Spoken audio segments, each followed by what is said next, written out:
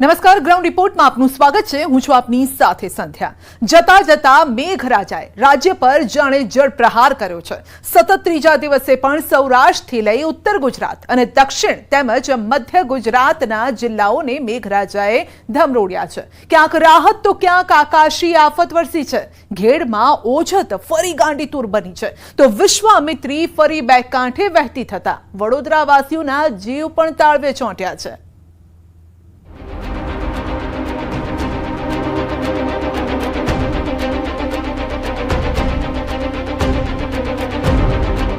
જતા જતા મેઘરાજાનો જળ પ્રહાર, ઘેડમાં ફરી આવ્યું પૂર, ફરી ડેમ છલક છલક અને નદીઓ બની ગાંડીતુર। ક્યાંક રાહત તો ક્યાંક આકાશી આફત।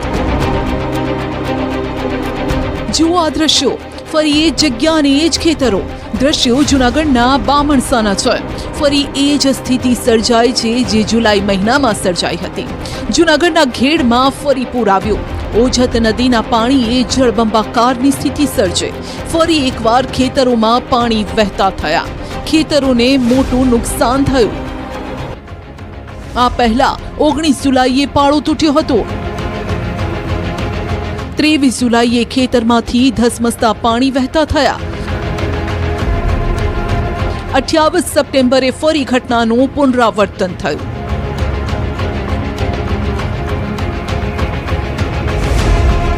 સુરત ગ્રામ્યમાં ફરી એકવાર મેઘરાજા મહેરબાન બન્યા છે। માંગરોળ માંડવી તાલુકામાં સવારથી જ વરસાદી માહોલ છવાયો છે। ધોધમાર વરસાદને લઈ માંડવી તાલુકાના 6 અને માંગરોળ તાલુકાનો એક રસ્તો બંધ કરાયો છે। ઉશ્કેરથી મુંજલાવ, દેવગઢથી અંધારવાડી, મોરીઠાથી કાલીબેલ, ગોળસંબાથી વલારગઢ અને ઉમરસાડીથી ખરોલીનો માર્ગ પણ બંધ થયો છે। ઉપરાંત માંગરોળથી નાની પારડી માર્ગ પણ ઓવર ટોપિંગના કારણે બંધ થયો છે। સુરતના વિયરકમ કોઝવે સતત ઓવરફ્લો થઈ રહ્યા છે। હાલ પણ કોઝવે પાણીમાં સંપૂર્ણ ગરકાવ છે। કોઝવેની ભયજનક સપાટી સવારે 10 વાગ્યા સુધીમાં 8.27 મીટરે હતી। કોઝવેની ભયજનક સપાટી 6 મીટર છે અને હાલ 2.5 મીટર ઉપર ઓવરફ્લો થઈ રહ્યો છે। હવામાન વિભાગની આગાહી વચ્ચે છેલ્લા 24 કલાકથી જે રીતે સુરત સહિત ઉપરવાસમાં પડી રહેલા વરસાદને લઈ ઉકાઈ ડેમમાં સતત પાણીની આવક થઈ રહી છે। હાલ ઉકાઈ ડેમની સપાટી 344 ફૂટ પહોંચી છે, જ્યારે 345 ફૂટ ઉકાઈ ડેમની ભયજનક સપાટી છે। રૂલ લેવલ મેન્ટેન કરવા માટે ઉકાઈ ડેમમાં આવી રહેલું પાણી સુરતની તાપી નદીમાં છોડવામાં આવી રહ્યું છે। ત્યારે બીજી બાજુ ઉકાઈ ડેમથી સુરત વચ્ચેના 80 કિલોમીટરના કેચમેન્ટ વિસ્તારમાં પડેલા વરસાદનું પાણી પણ તાપી નદીમાં આવતા હાલ તાપી નદીમાં 1.45 લાખ ક્યુસેક પાણીની આવક થતાં ફરી એક વખત તાપી નદી બંને કાંઠે વહેતી જોવા મળી રહી છે। કડીના સુજાતપુરામાં અંતિમ સફર અઘરી બની છે।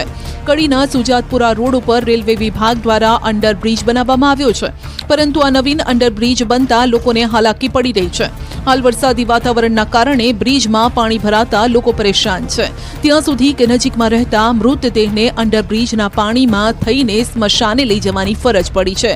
બ્રિજની આજુબાજુ રસ્તો ન હોવાથી પરિવારજનો દ્વારા મૃતદેહ અંડરબ્રિજના પાણીમાં થઈને જ તેઓ લઈ જઈ રહ્યા છે। ગ્રામજનોનું કહેવું છે કે બાળકોને શાળાએ આવવા જવામાં તકલીફ થાય છે। અંડરબ્રિજમાંથી પાણીના નિકાલની લોકોએ માંગ કરી છે। ભાઈ ઓફ થઈ ગયો, એમને લઈ જવાના સંસારમાં બહુ તકલીફ પડતી હતી। પાણી એટલું બધું લોકાચાર લોકો આવે એમને બહુ તકલીફ પડી અને ક્યાંથી આવું ચા જવું એ જ ખબર ના પડે। આવી રીતે પાણી ભરાઈ જાય તો જવાનું છે। જે અંડરબ્રિજ બનાવે છે એની અંદર અમને સતત તકલીફ પડે છે। 2 દિવસ પહેલા અમારા સંબંધી એક્સપાયર થઈ ગયા, એમને અમારે આ પાણીમાંથી લઈને જવા પડ્યા। તો વડોદરામાં વિશ્વામિત્રી નદી ફરી બે કાંઠે વહેતી થઈ છે। વિશ્વામિત્રી નદીની સપાટી વધીને 17 ફૂટ થઈ છે। પૂર આવ્યાના 1 મહિના બાદ ફરી વિશ્વામિત્રી નદીની સપાટીમાં વધારો થયો। નદીની સપાટી વધતા નીચાણવાળા વિસ્તારમાં રહેતા લોકોની મુશ્કેલી વધી શકે છે। આ ભયાનક દ્રશ્યો જે છે તે એ પૂર હતું, એ પૂરની યાદ તાજા કરી દે તેવા પ્રકારના દ્રશ્યો છે। કારણ કે વિશ્વામિત્રી નદી જે છે તે અત્યારે 17 ફૂટે પહોંચી ગઈ છે અને એવું કહેવાય છે કે લગભગ આ નદી જે છે તે 20 ફૂટે પહોંચે ત્યારે વડસર, જાંબવા, તલસટ સહિતના જે જુદા જુદા વિસ્તાર છે, કલાલી ગામ છે, ત્યાં સુધી જે નદીના પાણી છે તે ફરી વળતા હોય છે। ત્યારે આ નીચાણવાળા વિસ્તારમાં રહેતા લોકો છે તેમને ચેતી જવાની જરૂર છે। વડોદરાના ભાજપના સિનિયર કોર્પોરેટર અજીત દધીચે ફેસબુક લાઈવ કરીને બળાપો ઠાલવ્યો. ભાજપના કોર્પોરેટરને 9 વર્ષ બાદ માલુમ પડ્યું કે હાઈવેનું પાણી શહેરમાં આવે છે. હાઈવે પરની કુદરતી વરસાદી કાંસનું પુરાણ થતાં પાણી શહેરના પૂર્વ વિસ્તારમાં પ્રવેશતું હોવાનો આક્ષેપ તેઓએ કર્યો. આ વિસ્તારની અંદર દર વખતે પાણી આવે ધ્યાન દોરાઈએ છે. એવું પણ કીધું છે કે વિશ્વામિત્રી સિવાય પણ અમને હાઈવેના પાણીથી અમે લોકો હેરાન થઈએ છીએ. અમારા વિસ્તારની જે વરસાદી કાંસો છે તેના પર દબાણો થઈ ગયા છે. ભાંડવાળાની જે વરસાદી કાંસ છે એનું પણ જોઈ અને નિયમાનુસાર જે કોઈ ગેરકાયદેસર છે એનું પણ સર્વે કરવામાં આવે. રાજ્યના જળાશયોમાં જળક્રાંતિ. જીવાદોરી સમાન નર્મદા ડેમની સપાટી વધી. નર્મદા ડેમ મહત્તમ સપાટીથી 24 સેન્ટીમીટર બાકી. તો ઉકાઈ ડેમ ભયજનક સપાટીથી 1 ફૂટ દૂર છે. સૌરાષ્ટ્રનો ભાદર 2 ડેમ ફરી ઓવરફ્લો થયો છે.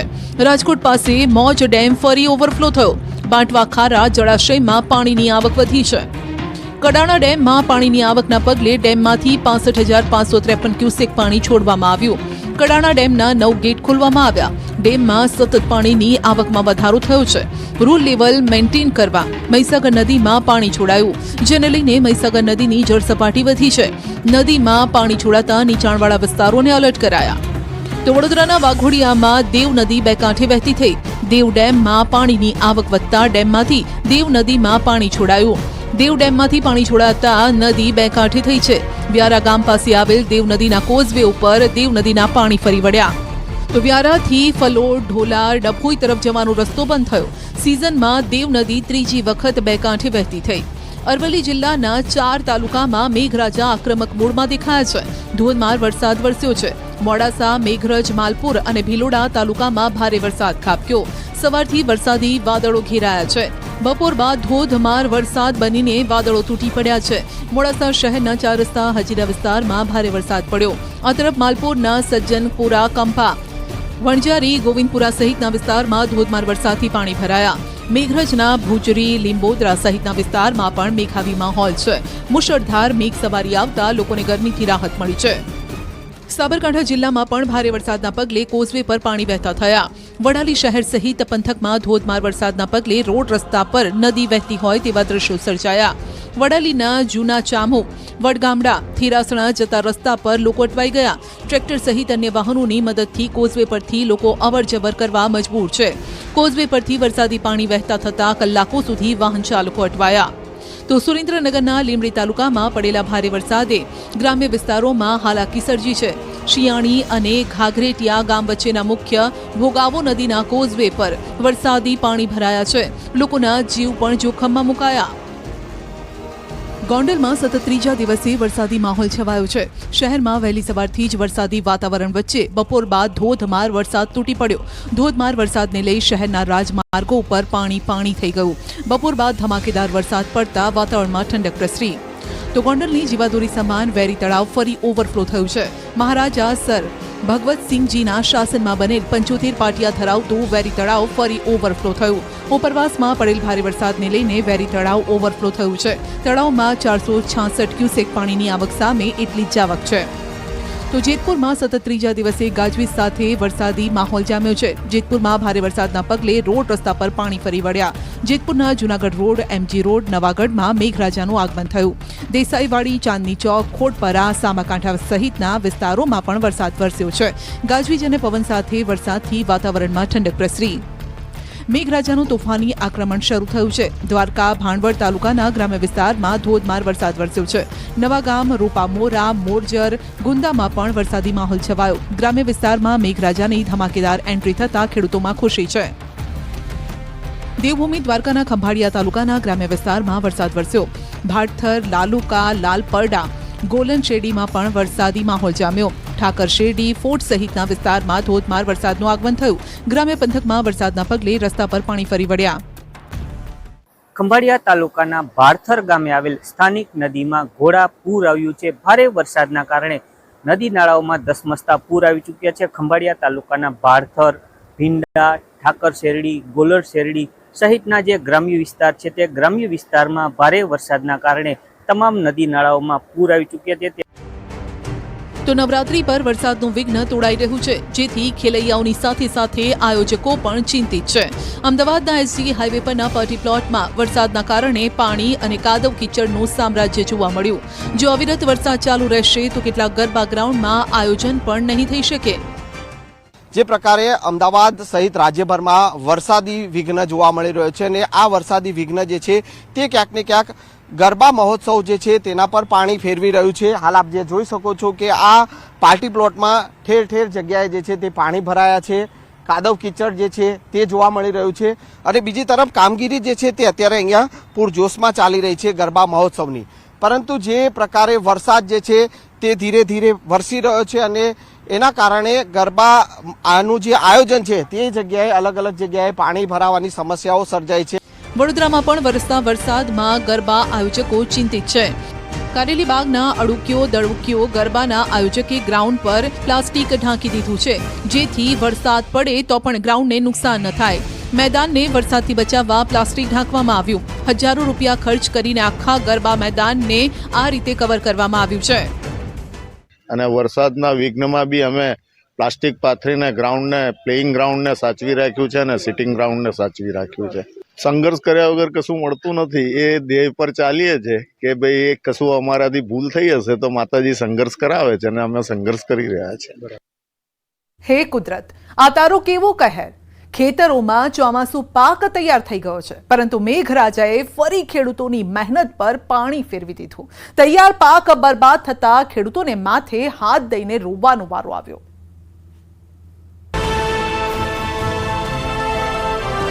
ખેડૂતોને વાગ્યો વરસાદનો માર. બાકી ખેડૂતોને હવે મરવાનો વારો આવે એવું લાગે છે. ઊભો પાક થયો જમીદોઝ. સોયાબીન કપાસ તો ઢાળી દીધા છે અને માંડવીના પાથરા પલળી ગયા.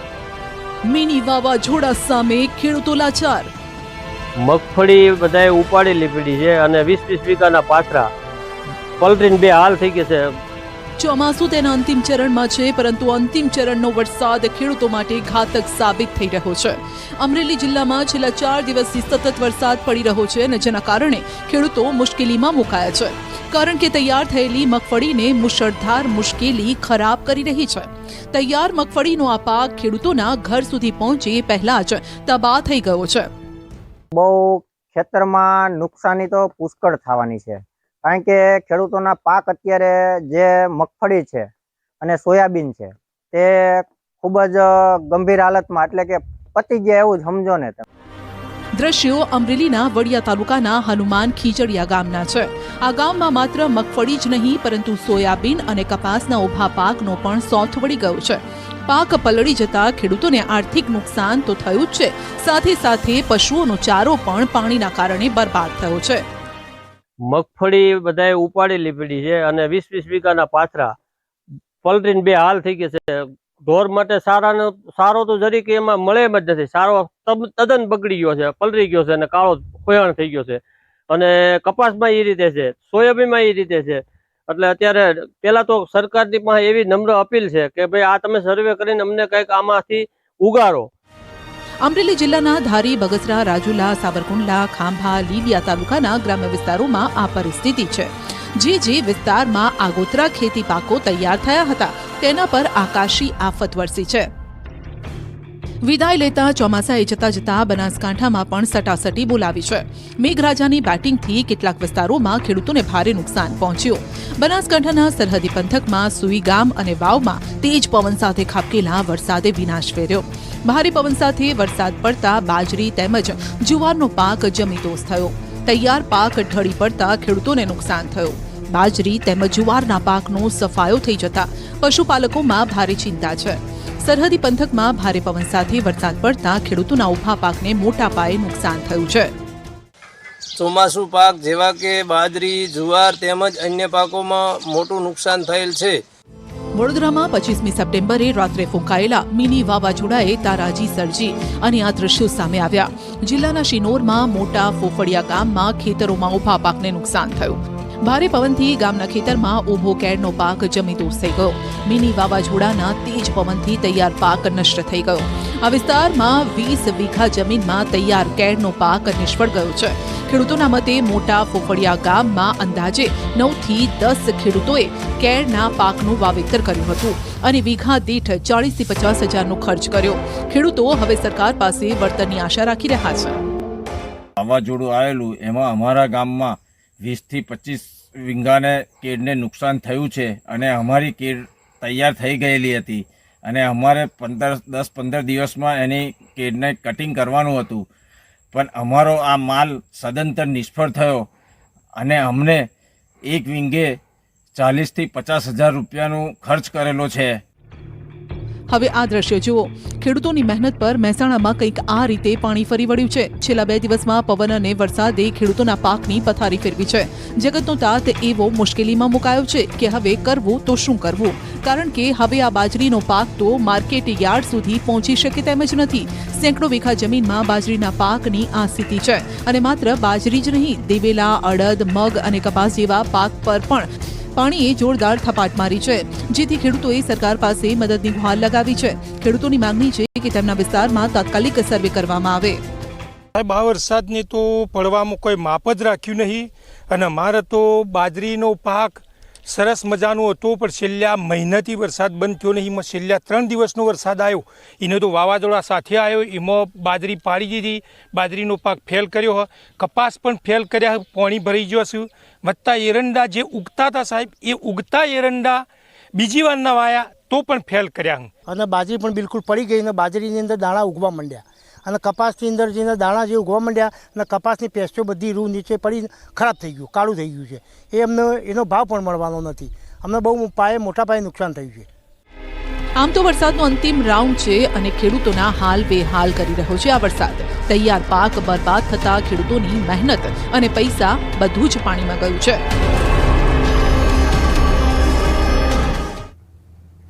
ગુજરાત સરકારે વરસાદની ખેંચ ધરાવતા જિલ્લામાં ખેડૂતોને પિયત કરવા માટે 10 કલાક વીજળી આપવાની જાહેરાત કરી છે. ત્યારે અમારી ટીમ આજે ગ્રાઉન્ડ પર ઉતરી છે અને જાણવાનો પ્રયાસ કર્યો કે અત્યારે તેમને કેટલા કલાક વીજળી મળી રહી છે અને જે તાલુકા જિલ્લા માટે જાહેરાત કરાય છે ત્યાં શું પરિસ્થિતિ છે.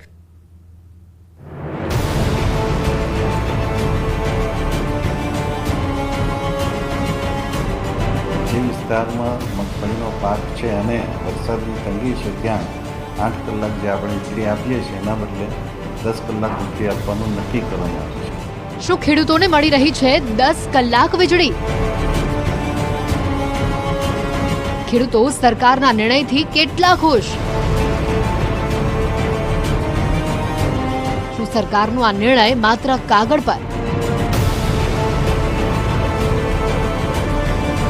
ગુજરાતમાં હાલ ચોમાસાનો માહોલ છે અને છતાં છેલ્લા 1.5 મહિનાથી સૌરાષ્ટ્રના કેટલાય એવા વિસ્તારોમાં વરસાદની અછત વર્તાઈ રહી છે. એટલે જ સરકારે ખેડૂતોના હિત માટે આ નિર્ણય લીધો છે કે જ્યાં ઓછો વરસાદ છે ત્યાં ખેડૂતોને 10 કલાક વીજળી મળશે, જેથી ખેડૂતો પાકને પિયત આપી શકે. અમારી ટીમ આજે આ નિર્ણયને લઈને રિયાલિટી ચેક કરવા માટે ગ્રાઉન્ડ પર ઉતરી છે. સુરેન્દ્રનગર, જૂનાગઢ, ગીર સોમનાથ, જામનગર સહિતના જિલ્લાઓમાં ખેતરે ફરી અને ખેડૂતોની સ્થિતિનો તાગ મેળવ્યો. પહેલા અમારી ટીમ જામનગર પહોંચી અને જ્યાંથી ચોમાસાએ વિદાય લઈ લીધી છે. જામનગર જિલ્લાના અનેક એવા ગ્રામ્ય વિસ્તારો છે જ્યાં ખેડૂતોને પાકમાં પિયતની જરૂર છે. ખેડૂતોનો દાવો છે કે અહીંયા પિયત વગર પાક બગડી રહ્યો છે. અમે ખેડૂતોને 10 કલાક વીજળીના નિર્ણય અંગે સવાલ કર્યો, જે સાંભળીને ખેડૂતોએ પોતાનો રોષ વ્યક્ત કર્યો છે. આ લાઇટ સરકારે 10 કલાક મંજૂર કરી છે, 8 કલાકમાં 1 કલાક તો ખોટી પર 7 કલાક જ મળે છે અને અમારે આ મોંઘા ભાવના ડીઝલ બારીને અત્યારે મગફળીમાં ખાસ પિયતની જરૂર છે. આ લાઇટના અભાવે અમારે ડીઝલ બારવા પડે છે અને હજી અમારે 8 કલાક જ પાવર આવે છે અને 8 કલાકમાં પૂરતો પાવર મળતો નથી. અહીંથી અમારી ટીમ પહોંચી સુરેન્દ્રનગર જિલ્લાની મુલાકાત ઉપર. સુરેન્દ્રનગર જિલ્લામાં દર વર્ષે ખરીફ સિઝનમાં કપાસ, મગફળી સહિતના પાકનું વાવેતર કરવામાં આવે છે. ચાલુ વર્ષે 5.86 લાખ હેક્ટર કરતાં વધુ જમીનમાં કપાસ અને મગફળી સહિતના પાકનું વાવેતર કરાયું છે. તાજેતરમાં જ સરકારે 10 કલાક વીજળી આપવાની જાહેરાત કરી છે, પરંતુ અહીંયા વાસ્તવિકતા કંઈક અલગ જ છે. જાહેરાત તો કરી વાર પણ 10 કલાક આપવી પડે ને વીરજી, પૂરતી આપવી પડે ને. 8 કલાક આપે કેટલા વાગ્યાથી કેટલા વાગ્યા સુધી આપે? સવારે 8 વાગે આવે, 4 વાગે વહી જાય. એમાં કેટલી વખત? એમાં 6-7 વાર તો પાવર જાય. વીજળી મળે એટલે આમાં ચાલુ બંધ કરવામાં 2 જણા રહેવું પડે, એક જણાને ત્યાં જ બેવું પડે. જ્યારે વીજ પુરવઠો ખોરવાય છે ત્યારે અંદાજે અડધો કલાક કે કલાક બાદ વીજ પુરવઠો પૂર્વવત થાય છે, જેના કારણે ખેડૂતોને સમય પણ વેડફાય છે અને વારંવાર વીજ પુરવઠો ખોરવાઈ જવાના કારણે ખેડૂતોના ઇલેક્ટ્રોનિક ઉપકરણો પણ બળી જતા નુકસાન પહોંચી રહ્યું છે. સરકારે 10 કલાક વીજળી આપવાની જાહેરાત કરી પણ 10 કલાક વીજળી ખેડૂતોને મળતી નથી અને 8 કલાક વીજળી અત્યારે અમને મળે છે. એમાં 8 કલાક એક ધારી સરંગ નથી આપતા. 8 કલાકમાં 8 વાર તો ડૂકા મારે અને એક માણસ તો ચાલુ બંધ કરવા જવામાં ફરજિયાત રહે અને અમારે પિયત થતું નથી અત્યારે જે પાવું હોય. જૂનાગઢમાં પણ ખેડૂતોને મગફળી, સોયાબીન અને કઠોળનો પાક તૈયાર થઈ ગયો છે. હાલ પાકને પાણી આપવું તે ખૂબ જ અગત્યનું બની ગયું છે. ખેડૂતો ફુવારા અને ધોરિયા પદ્ધતિથી પિયત આપી રહ્યા છે, પરંતુ વીજળી તેઓને દગો આપી રહી છે.